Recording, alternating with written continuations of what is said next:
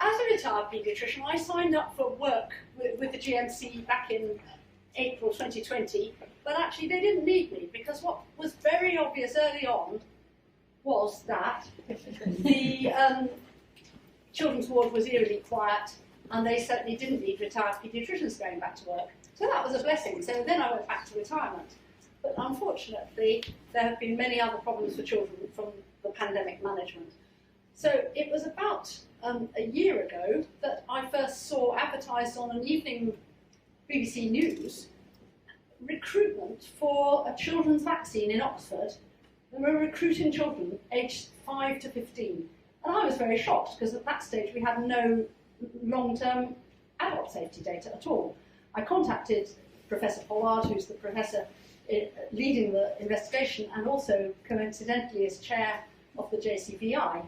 And I emailed him. I've known him through work, and he replied within the hour saying, "Oh, hi Ros, you're quite right. We don't know it's safe. That's why we're doing the study."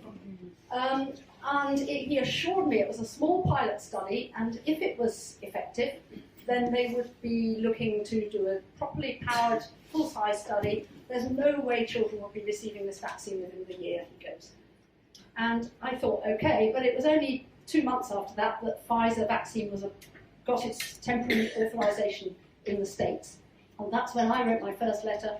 We had about 60 of us on the first letter, I think. And really, we got that letter in before the MHRA had authorised it. They didn't reply. They didn't reply for 10 weeks, and we got a reply 2 hours after they had authorised the vaccine for children. We wrote again, because every time the letters' replies are just very bland. They don't answer any of the individual questions that we've posed about potential safety signals for children.